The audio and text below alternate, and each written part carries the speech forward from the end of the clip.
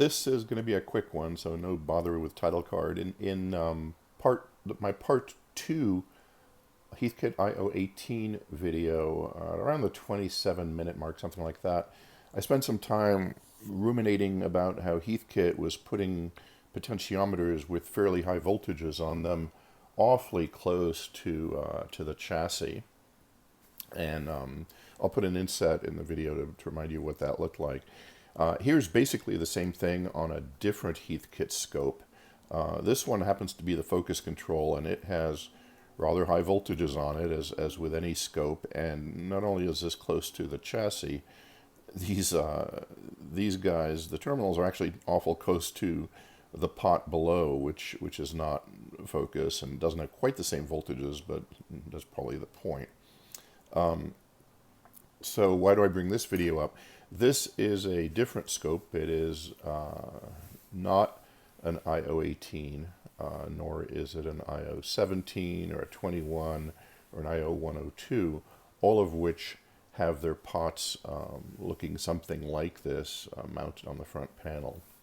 Instead, this is another Heathkit scope. I won't tell you which one, but if you can identify it, and there's some hints floating around here, you'll get a shout out. But this scope also has a brightness control, like all the others, but here's what that looks like. Wow, it's sort of inset in from the front panel with some sort of insulating color thing. And I thought that would be worth a more detailed look quickly. So clearly this is to separate the pot, by the way, which is also, so it's brightness control, plus it's also the AC on-off switch in the back. So it's worth looking at this in a little more detail. So here's this interesting potentiometer. Up to here, it looks just like any other potentiometer with an on-off switch section that you can turn on and off and dial. I don't actually remember what value this pot has, but that's not really material. What's interesting, again, is the way it's elongated.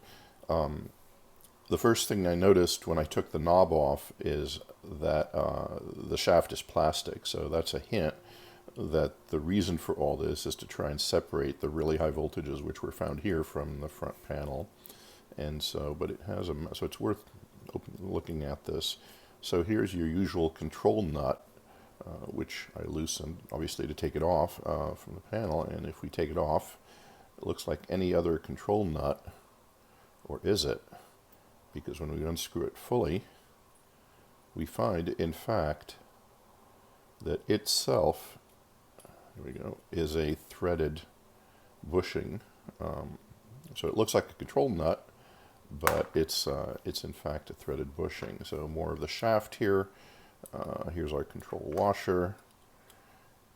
Here's our usual control lock washer that you'd find on any pot. And now here is this. And this just doesn't slide off. This actually unscrews. And then there's another lock washer here. So the entire shaft of this is plastic, which is kind of interesting.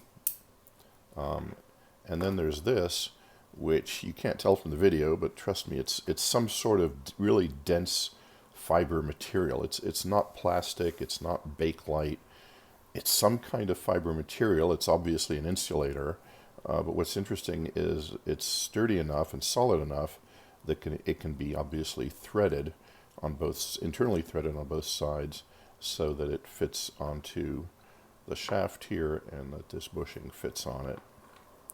So I only know of 2 Heathkit scopes which do this for their brightness or intensity control. If you can name either one of those, you'll get a shout out.